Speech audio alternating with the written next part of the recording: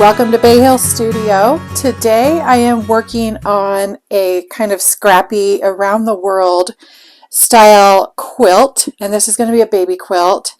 I'm using these adorable little dinosaur themed fabrics designed by Citrus and Mint Designs for Riley Blake Designs. It's from the collection called Roar, R-O-A-R, and it's just adorable. You've got these little dinosaur fossils, you've got text with all the different dinosaur names, these tiny little plus signs that are great little tone on tone, little dinosaurs, these tone on tone volcanoes, and then you've got a main print that's got little vignettes, little dinosaur scenes, just lots of, and little nice stripes, lots of nice prints going on. So what's going to happen is for each of my blocks, these are 12-inch blocks, and my squares are 3.5 inches. So once I sew them together, we lose those extra 1/4 inches and it becomes a 12-inch block. So I've got 4 different prints for each block. And so what I did is I gathered up a bunch of 1/4 yard cuts of various prints from this collection, and then cut just a bunch of 3.5 inch squares. And for each block, I decided that I'm going to use it's like, I don't know if it's black or charcoal, but it's in between black and charcoal for sure. Maybe it's just a muted black print for kind of the center set of blocks, the center diagonal. And then what's going to happen is once those are all done, then they will kind of start forming a shape, and I'll show you as we put that together. But for now, I just want to get these all put together, and then the rest of these, I created groups like this, and it's just kind of random. I've just mixed up light and dark colors, but every single group of 4 does have one of these black prints, whether it's a little plus sign or the volcano or the dinosaur. Other than that, it's random grouping of just mixed up, you know, a dark print, a light print, and then typically I did something with a different color, like I mixed green and blue. So just kind of mixed them up, random, kind of scrappy. And then the way we put these together is I created this little chart, and every block is the same. You have A, B, C, and D. And that's this strip right here. My A block, my A square, not block, A square, B square, C, and D.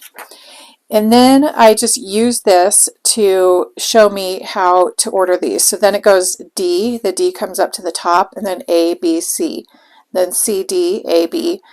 And then it's basically just rotating so that our A square starts here, and then it ends up down here. So I'm just going to start sewing these together, and then what I want to do is try and save a little time. So I'm just going to try and do these kind of all at once, and so you'll see what I mean as we get going. So, and quite honestly, I don't know how this is going to go because it tends to get really jumbled in my mind, but we're going to go for it.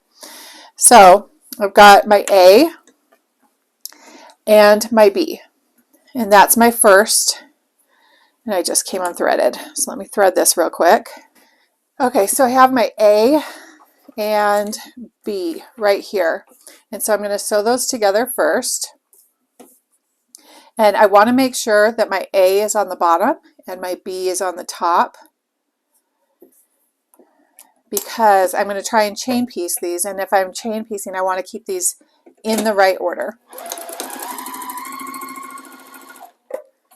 Let me just take off this extra. So now my next piece is going to be D and A.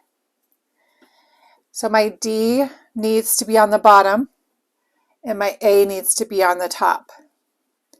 And by doing this, the next pieces can all be just sewn right in succession. So here we go. And then my next one's going to be C, and D will be on top. So that second letter will always be on top.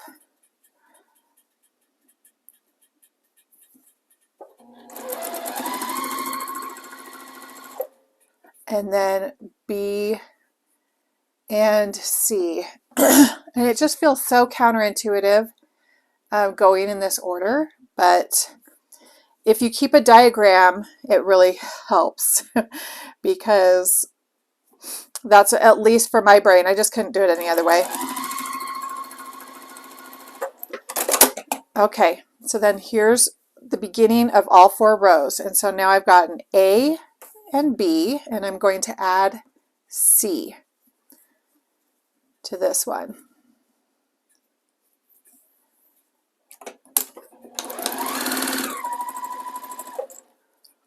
And then this one, we have D, A, and I need to add B.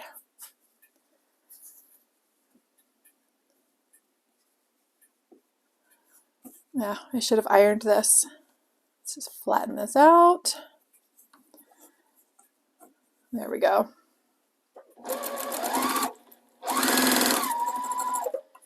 All right, and this one has C, D, and now I need to add this A square.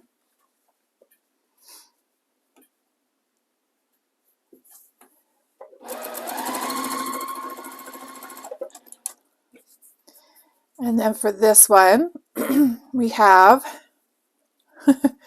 B, C, and now I need to add D.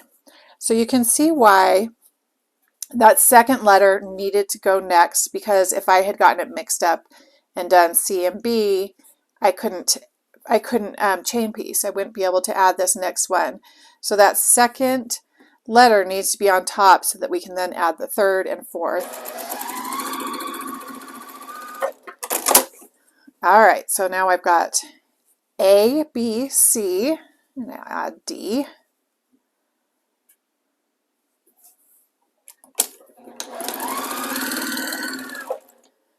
And then I've got D, A, B. I'm going to add C.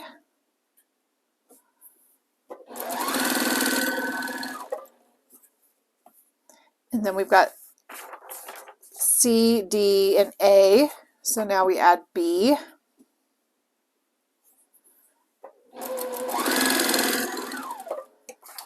And then we'll add our A block, our A square, to this last strip.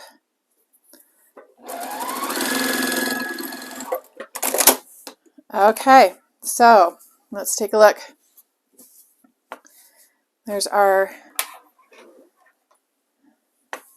4 strips.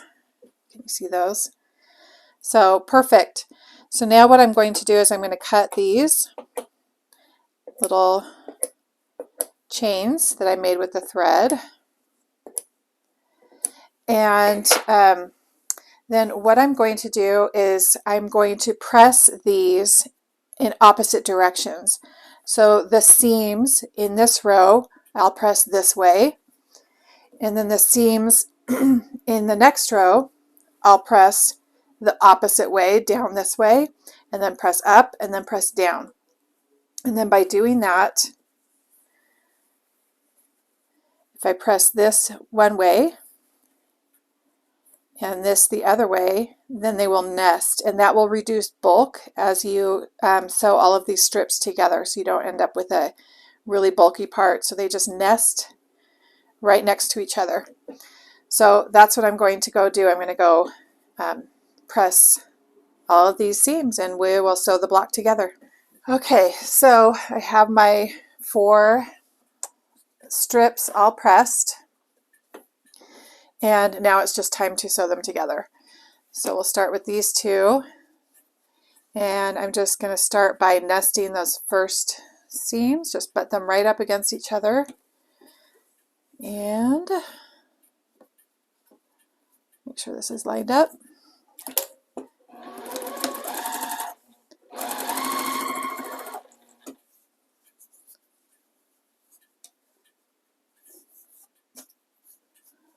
Oh, this one little one didn't get pressed the right way, but I'm just going to, with my fingers, make it go the right way.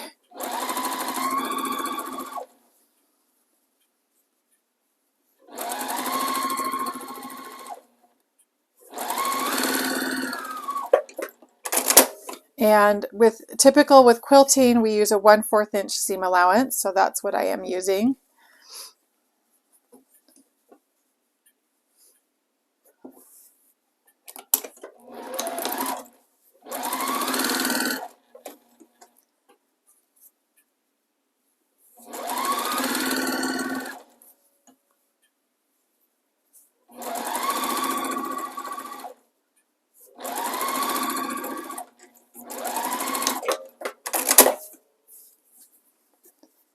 And our last one.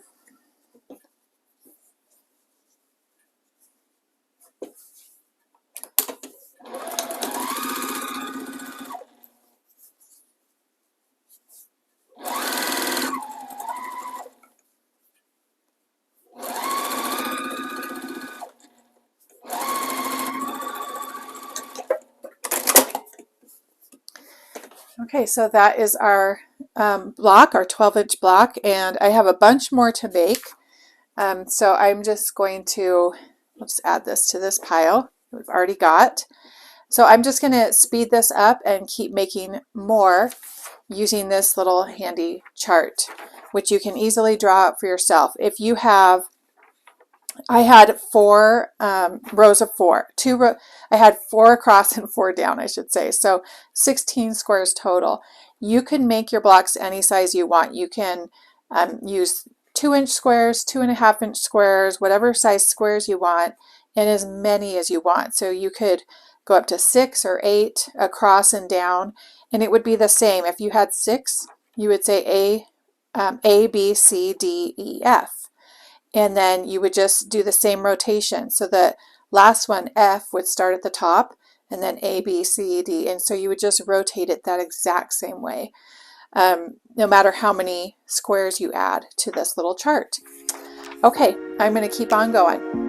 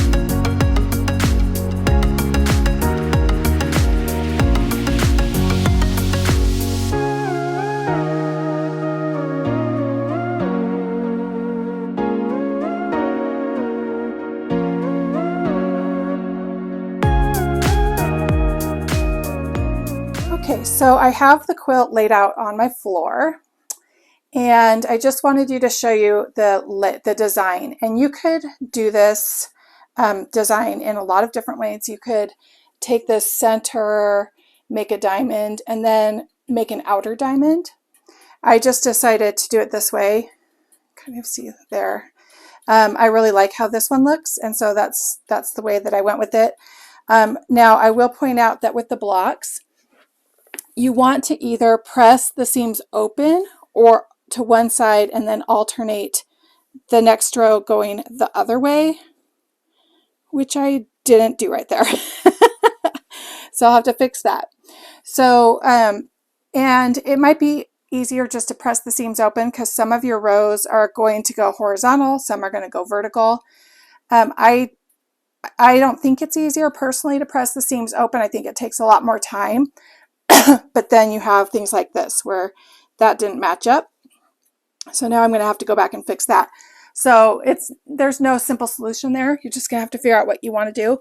So that's my design. That's my layout. And so that's 16 12-inch blocks. So I'm going to go ahead and start sewing these together. So again, I'm just going to nest the seams as best I can and start sewing these together.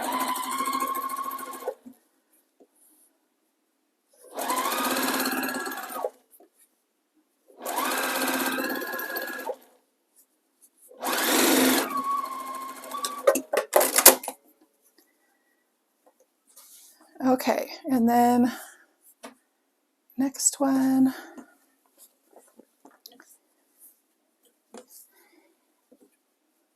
And if they are going the opposite way and you can't fix it, and the reason why I couldn't fix it is because these are vertical, these are horizontal, so I still want to nest my seams. So what I'm going to do is kind of press it forward, and then this will kind of do that, and there will be a bit of bulk right there, but it's not as bad as if it's right at the seam, in my opinion. And honestly, this is kind of a lazy girl way of doing it.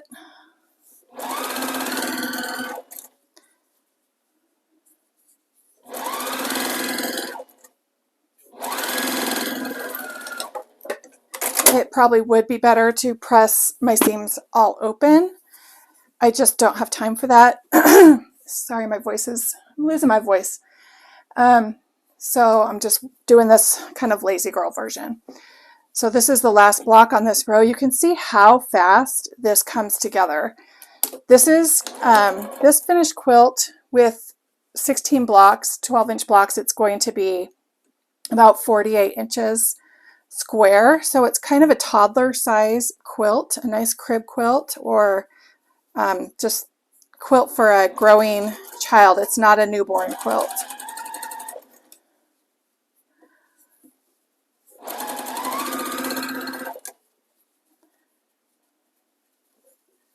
Let's see which way we're going. There we go.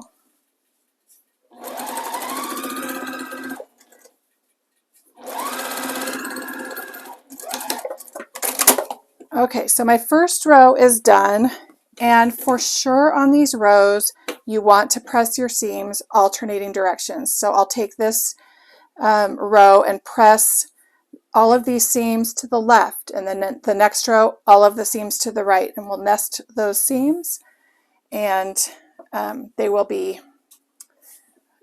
fit together nice and neat. So let's just keep going.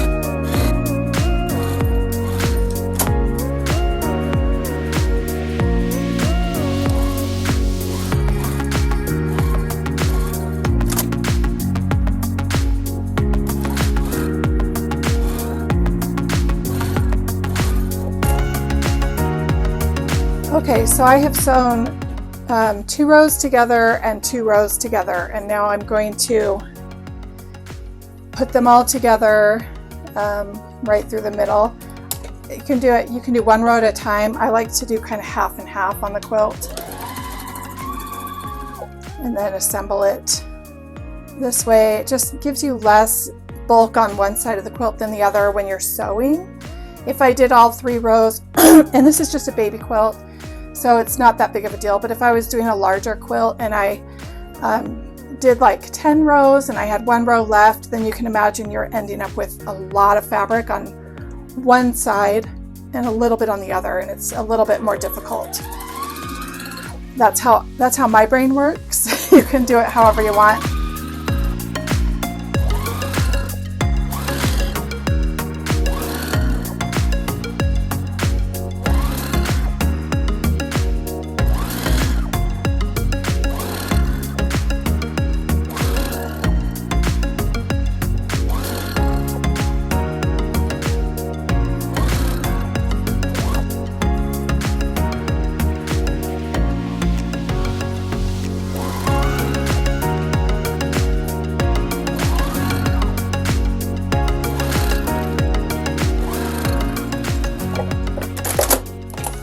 Alright, so this middle seam is done, And so the quilt top is done. I just need to go back and press open the middle seam. And then I like to run just a little layer of starch over the whole quilt top, so it's just easier for me to quilt when it's nice and flat. I'm less likely to get, bunchy parts and pinched parts on the quilt. So I'm going to go ahead and do that. I did want to point out, now this method that I used, I call the chain piecing method for around the world. The reason why I chose this as opposed to another method is because I only had 4 squares per block. So there is another method where you sew a bunch of squares kind of into a loop. That just seemed like overkill for what I was doing. I do have another quilt coming up in the future where I will use that technique. So either way works great. If you're going to do it this way, for sure, write yourself up a little diagram like I did. And now I can't find it. But where you have the chart A, B, C, D, so that you don't get lost as you're chain piecing and you don't get your thoughts disorganized. You don't have to have a single color going through like I did. You can make it completely scrappy. I decided to have this black kind of going through to create the diamond design, and that's completely optional. So that's how you do the chain piecing version of the Around the World block. I'm going to get this quilt basted and quilted, and I will be sharing pictures and more information about it on the blog, and the link will be below in the description. Thank you for joining me, and I hope you have a blessed day. Bye-bye.